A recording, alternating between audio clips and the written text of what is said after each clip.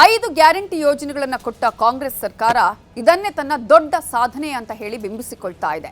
ಇಂತಹ ಸಂದರ್ಭದಲ್ಲಿ 5 ಗ್ಯಾರಂಟಿ ಯೋಜನೆಗಳ ಪೈಕಿ 2 ಗ್ಯಾರಂಟಿ ಯೋಜನೆಗಳ ಪರಿಷ್ಕರಣೆಗೂ ಕೂಡ ರಾಜ್ಯ ಸರ್ಕಾರ ಮುಂದಾಗಿದೆ. ಅದರಲ್ಲಿ ಪ್ರಮುಖವಾಗಿ ಒಂದು ಗೃಹಲಕ್ಷ್ಮಿ, ಮತ್ತೊಂದು ಗೃಹ ಜ್ಯೋತಿ.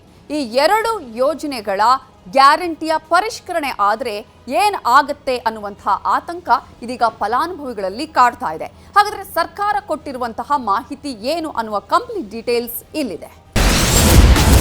ಗೃಹಲಕ್ಷ್ಮಿ, ಗೃಹಜ್ಯೋತಿ ಪರಿಷ್ಕರಣೆಗೆ ಸರ್ಕಾರ ಸಜ್ಜು.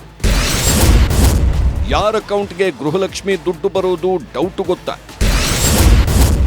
ಯಾರ ಮನೆಯ ಗೃಹಜ್ಯೋತಿ ಕರೆಂಟ್ ವೈರ್ ಕಟ್ಟಾಗುತ್ತೆ ಗೊತ್ತಾ? ಕಾಂಗ್ರೆಸ್ ಸರ್ಕಾರದ ಮಹತ್ವಾಕಾಂಕ್ಷೆಯ ಪ್ರಮುಖ ಗ್ಯಾರಂಟಿ ಯೋಜನೆಗಳಾದ ಗೃಹಲಕ್ಷ್ಮಿ ಮತ್ತು ಗೃಹಜ್ಯೋತಿ ಫಲಾನುಭವಿಗಳ ಪಟ್ಟಿಯನ್ನು ಪರಿಷ್ಕರಿಸಲು ರಾಜ್ಯ ಸರ್ಕಾರ ಮಹತ್ವದ ನಿರ್ಧಾರ ಕೈಗೊಂಡಿದೆ. ಭಾನುವಾರ ಎಸ್ಐಆರ್ ಕುರಿತು ಕಾಂಗ್ರೆಸ್ ನಡೆಸಿದ ಸಭೆಯಲ್ಲಿ ಈ ಕುರಿತು ವಿಸ್ತೃತವಾಗಿ ಚರ್ಚಿಸಲಾಗಿದೆ. ಈ ಚರ್ಚೆ ವೇಳೆ ಫಲಾನುಭವಿಗಳ ಅರ್ಹತೆಯನ್ನು ಸಮಗ್ರವಾಗಿ ಪರಿಶೀಲಿಸಲು ಸರ್ಕಾರ ತೀರ್ಮಾನ ತಗೊಂಡಿದೆ. ಸರ್ಕಾರದ ಬೊಕ್ಕಸಕ್ಕೆ ಹೊರೆಯಾಗದಂತೆ ನಿಜವಾದ ಅರ್ಹ ಬಡ ಜನರಿಗೆ ಮಾತ್ರ ಯೋಜನೆ ತಲುಪಬೇಕು ಎಂಬ ಉದ್ದೇಶದಿಂದ ಈ ನಿರ್ಧಾರಕ್ಕೆ ಬರಲಾಗಿದೆ ಅಂತ ಹೇಳಲಾಗ್ತಿದೆ. ಸುಮಾರು 100 ಕೋಟಿ ರೂಪಾಯಿಯಷ್ಟು ಯಾರು ಗ್ಯಾರಂಟಿ ತೆಗೆದುಕೊಳ್ತಾ ಇದ್ರು ಅವರು ಎಲ್ಲ ತೀರ್ಕೊಂಡಿದ್ದಾರೆ. ಆ ತೀರ್ಕೊಂಡಿದ್ದ ಸಂದರ್ಭದಲ್ಲಿ ಆ ದುಡ್ಡು ಬೇರೆಯವ್ರಿಗೆ ಹೋಗಿ ಮಿಸ್ಯೂಸ್ ಆಗ್ತಾ ಇದೆ. ಅದು ದಾಖಲೆ ಬಂದಿದೆ. ಎರಡನೇದು, ಆ ಟೈಮಲ್ಲಿ ನಾವು ಚೆಕ್ ಮಾಡೋದು, ಆ ಟೆಲಿಫೋನ್ ನಂಬರ್ಸ್ ಎಲ್ಲ ಯಾರ್ಯಾರೋ ಕೊಟ್ಬಿಟ್ಟಿದ್ದಾರೆ. ಸೊ ನಮಗೆ ಸರಿಯಾದ ಫಲಾನುಭವಿಗಳಿಗೆ ತಲುಪಿದ್ಯಾ, ತಲುಪ್ತಾ ಇಲ್ವಾ ಅನ್ನೋದು ಕೂಡ ನಮಗೆ ಮುಖ್ಯವಾದಂತಹ ವಿಚಾರ. ಈ ವಿಚಾರದಲ್ಲಿ ನಾವು ಅದನ್ನ ಮತ್ತೆ ಅವರಿಗೆ ನಿಮ್ಮ ದಾಖಲೆಗಳನ್ನ ಸರಿಯಾದ ರೀತಿಯಲ್ಲಿ ಕೊಡಿ ಅಂತ ಕೇಳಲಿಕ್ಕೆ ಈಗಾಗಲೇ ಚರ್ಚೆ ಅನೇಕ ಸಭೆಗಳು ಬಂದಿದೆ. 3 ವರ್ಷದ ಸಾಧನಾ ಸಮಾವೇಶ ಈಗಾಗಲೇ ಪೂರ್ಣಗೊಂಡಿದೆ. 3 ವರ್ಷಗಳ ಸಾಧನೆಯನ್ನ ಆ ಸಮಾವೇಶದಲ್ಲಿ ಕಾಂಗ್ರೆಸ್ ನಾಯಕರು ಕೊಂಡಾಡಿದ್ದಾರೆ. ಗ್ಯಾರಂಟಿಗಳಿಗೆ ತಾವೇ ಪ್ರಶಂಸೆ ಕೊಟ್ಕೊಂಡಿದ್ದಾರೆ. 5-6 ದಿನದ ಹಿಂದೆ ಈ ಕಾರ್ಯಕ್ರಮ ನಡೆದಿದ್ದು, ಈಗ ಗ್ಯಾರಂಟಿ ಪರಿಷ್ಕರಣೆಗೆ ರಾಜ್ಯ ಸರ್ಕಾರ ಮುಂದಾಗಿದೆ. ಗೃಹಜ್ಯೋತಿ ಮತ್ತು ಗೃಹಲಕ್ಷ್ಮಿ ಗ್ಯಾರಂಟಿಗಳನ್ನು ಪರಿಷ್ಕರಿಸುವುದಕ್ಕೆ ಮುಂದಾಗಿದೆ. ಈವರೆಗೆ ಸುಮ್ಮನಿದ್ದ ಕಾಂಗ್ರೆಸ್ ಸರ್ಕಾರ ಈಗ ಗ್ಯಾರಂಟಿ ಪರಿಷ್ಕರಣೆಗೆ ಮುಂದಾಗಿರುವುದೇಕೆ ಅಂತೀರಾ? ಇಲ್ಲಿದೆ ನೋಡಿ. ಗ್ಯಾರಂಟಿಯಿಂದ 100 ಕೋಟಿ ರೂಪಾಯಿಯಷ್ಟು ಹಣ ದುರ್ಬಳಕೆ ಆಗ್ತಾ ಇತ್ತಂತೆ. ಮೃತಪಟ್ಟವರ ಹೆಸರಲ್ಲೂ ಗೃಹಲಕ್ಷ್ಮಿ ಹಣ ನೀಡಲಾಗ್ತಾ ಇತ್ತಂತೆ. ಒಂದೇ ಮನೆಯಲ್ಲಿ ಇಬ್ಬಿಬ್ಬರಿಗೆ ಗೃಹಲಕ್ಷ್ಮಿ ಹಣ ಜಮೆ ಆಗ್ತಾ ಇತ್ತಂತೆ. ಆದಾಯ ತೆರಿಗೆ ಕಟ್ಟುವವರಿಗೂ ಗ್ಯಾರಂಟಿ ಲಾಭ ಪಡ್ಕೊಂಡಿದ್ದು, ಜಿಎಸ್ಟಿ ಪಾವತಿದಾರರು ಗ್ಯಾರಂಟಿ ಸೌಲಭ್ಯ ಪಡ್ಕೊಂಡಿರೋ ಆರೋಪ ಕೇಳಿ ಬಂದಿದೆ.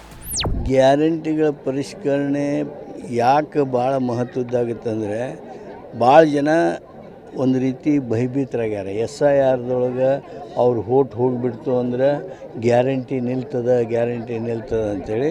ಹಾಗಾಗಿ ಯಾರು ಗ್ಯಾರಂಟಿಗಳನ್ನು ಸರಿಯಾಗಿ ಮಾಡಿದವರು ಅದಾರಲ್ಲ, ಕೆಲವರು ಗ್ಯಾರಂಟಿ GST ಕಾರಣಕ್ಕೆ ನಿಂತಿತ್ತು ಅಂದರೆ ಆ GST ಇಲ್ಲ ಅಂಥೇಳಿ ಅವ್ರೇನು ಸರ್ಟಿಫಿಕೇಟ್ ತಂದು ಕೊಡ್ತಾರೆ. ಅಂಥವು ಏನು ಉಳಿದಾವು ಅವನ್ನ ಪರಿಷ್ಕರಣೆ ಮಾಡೋದಕ್ಕೆ ಈ ಕೆಲಸ ಮಾಡ್ತೀವಿ. ಗ್ಯಾರಂಟಿ ಯೋಜನೆಗಳ ಮುಖ್ಯ ಉದ್ದೇಶ ಆರ್ಥಿಕವಾಗಿ ಹಿಂದುಳಿದವರಿಗೆ ನೆರವು ನೀಡೋದು. ಹೀಗಾಗಿ ತೆರಿಗೆ ಪಾವತಿಸುವವರನ್ನ ಈ ವ್ಯಾಪ್ತಿಯಿಂದ ಹೊರಗಿಡಲು ಚಿಂತನೆ ನಡೆಸಲಾಗಿದೆ. ಇದಲ್ಲದೆ ಒಂದೇ ಮನೆಯಲ್ಲಿ ಇಬ್ಬಿಬ್ಬರಿಗೆ ಗೃಹಲಕ್ಷ್ಮಿ ಹಣ ಜಮೆಯಾಗುತ್ತಿರುವ ಅಕ್ರಮಗಳು ಸಹ ಬೆಳಕಿಗೆ ಬಂದಿದ್ದು, ಈ ಬಗ್ಗೆಯೂ ಪರಿಶೀಲನೆ ನಡೆಸಿ ಸೂಕ್ತ ಕ್ರಮ ಕೈಗೊಳ್ಳಲು ಸರ್ಕಾರ ಮುಂದಾಗಿದೆ. ಈ ಎಲ್ಲ ಅಕ್ರಮಗಳನ್ನ ಮತ್ತು ಅನರ್ಹ ಫಲಾನುಭವಿಗಳನ್ನ ಗುರುತಿಸಿ ಪಟ್ಟಿಯಿಂದ ಕೈಬಿಡುವ ಸಲುವಾಗಿ ಸಮಗ್ರ ಪರಿಶೀಲನೆಗೆ ಚಿಂತನೆ ನಡೆಸಲಾಗಿದೆ. ಈ ಪರಿಷ್ಕರಣೆಯಿಂದ ಹಣ ಉಳಿತಾಯವಾಗಬಹುದು ಅನ್ನೋ ನಂಬಿಕೆ ಸರ್ಕಾರದಲ್ಲಿದೆ. ಇಷ್ಟಕ್ಕೂ ಯಾವ್ಯಾವ ಗ್ಯಾರಂಟಿಗೆ ಎಷ್ಟೆಷ್ಟು ಹಣ ಖರ್ಚಾಗ್ತಾ ಇದೆ ಗೊತ್ತಾ? ಇಲ್ಲಿದೆ ನೋಡಿ. ಗೃಹಲಕ್ಷ್ಮಿ ಗ್ಯಾರಂಟಿಗೆ 1.24 ಕೋಟಿ ಮಂದಿ ಫಲಾನುಭವಿಗಳಿದ್ದು, ಈವರೆಗೆ 69,783 ಕೋಟಿ ರೂಪಾಯಿ ವೆಚ್ಚವಾಗಿದೆ. ಗೃಹಜ್ಯೋತಿ ಯೋಜನೆಗೆ 1.64 ಕೋಟಿ ಫಲಾನುಭವಿಗಳಿದ್ದು, ಈವರೆಗೆ 26,115 ಕೋಟಿ ರೂಪಾಯಿ ಖರ್ಚಾಗಿದೆ. ಅನ್ನಭಾಗ್ಯ ಯೋಜನೆಯ 1.17 ಕೋಟಿ ಫಲಾನುಭವಿಗಳಿಗೆ 18,897 ಕೋಟಿ ರೂಪಾಯಿ. ಶಕ್ತಿ ಯೋಜನೆಗೆ ಈವರೆಗೆ 726 ಕೋಟಿ ಮಂದಿ ಪ್ರಯಾಣ ಪೂರೈಸಿದ್ದು, 18,943 ಕೋಟಿ ರೂಪಾಯಿ ಖರ್ಚಾಗಿದೆ. ಯುವ ನಿಧಿ ಗ್ಯಾರಂಟಿಯಲ್ಲಿ 3.38 ಲಕ್ಷ ಫಲಾನುಭವಿಗಳಿದ್ದು 950 ಕೋಟಿ ರೂಪಾಯಿ ಖರ್ಚಾಗಿದೆ. ಪ್ರಸ್ತುತ ರಾಜ್ಯದಲ್ಲಿ ಕೋಟ್ಯಾಂತರ ಗ್ಯಾರಂಟಿ ಫಲಾನುಭವಿಗಳಿದ್ದಾರೆ. ಇಷ್ಟು ದೊಡ್ಡ ಪ್ರಮಾಣದ ಫಲಾನುಭವಿಗಳ ಪಟ್ಟಿಯಲ್ಲಿ ಹಲವು ತಾಂತ್ರಿಕ ದೋಷಗಳು ಹಾಗೂ ನಿಯಮ ಉಲ್ಲಂಘನೆಗಳು ಪತ್ತೆಯಾಗಿರುವುದು ಸರ್ಕಾರದ ಗಮನಕ್ಕೆ ಬಂದಿದೆ. ಹೀಗಾಗಿಯೇ ಗ್ಯಾರಂಟಿ ಪರಿಷ್ಕರಣೆಗೆ ಸರ್ಕಾರ ಮುಂದಾಗಿದೆ. ಯೋಜನೆಯಲ್ಲಿ ಪಾರದರ್ಶಕತೆ ಮತ್ತು ಅರ್ಹ ಫಲಾನುಭವಿಗಳಿಗೆ ಮಾತ್ರ ಸೌಲಭ್ಯ ದೊರೆಯುವಂತೆ ಮಾಡುವುದೇ ಇದರ ಉದ್ದೇಶ ಅಂತ ಹೇಳಲಾಗ್ತಿದೆ. ಆದರೆ ಗ್ಯಾರಂಟಿ ಪರಿಷ್ಕರಣೆಯೇ ಒಂದು ನಾಟಕ ಅಂತಿದ್ದಾರೆ ವಿಪಕ್ಷ ನಾಯಕ ಆರ್ ಅಶೋಕ್. ಅದು ನಾಟಕ ಅಷ್ಟೇ. ಕಳ್ನಾಟಕ ಅಂತಾರಲ್ಲ, ನಾಟಕ ಬೇರೆ ಕಳ್ನಾಟಕ ಬೇರೆ. ಇವ್ರು ಕಳ್ನಾಟಕ ಆಡ್ತಾರೆ.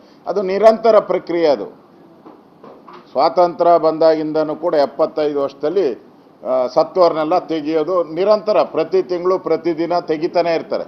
ಸರ್ಕಾರ ಪಾಪರಾಗಿ ಸರಿಯಾಗಿ ರೇಷನ್ ಕೊಡೋಕ್ಕೆ ಯೋಗ್ಯತೆ ಇಲ್ಲದೆ, ಗ್ಯಾರಂಟಿಗಳು ಕೊಡೋಕ್ಕೆ ಹಣ ಇಲ್ಲದೆ ಒಂದಲ್ಲ ಒಂದು ಸಬೂಬುಗಳನ್ನು ಹುಡುಕ್ತಾ ಇದ್ದಾರೆ. ಗ್ಯಾರಂಟಿ ಕಡಿಮೆ ಮಾಡಬೇಕು ಅಂತ ಡೈರೆಕ್ಷನ್ಸ್ ಎಲ್ಲ ಅಧಿಕಾರಿಗಳಿಗೂ ಡೈರೆಕ್ಷನ್ ಕೊಟ್ಟಿದ್ದಾರೆ. ಈಗ ಸದ್ಯಕ್ಕೆ ಕೆಲವೇ ದಿನಗಳಲ್ಲಿ ಪರಿಷ್ಕರಣೆ ಕೆಲಸ ಆರಂಭವಾಗಲಿದೆ. ಗೃಹಲಕ್ಷ್ಮಿ ಮತ್ತು ಗೃಹಜ್ಯೋತಿ ಫಲಾನುಭವಿಗಳು ಕಡಿಮೆಯಾಗುವ ಎಲ್ಲಾ ಸಾಧ್ಯತೆ ಇದೆ.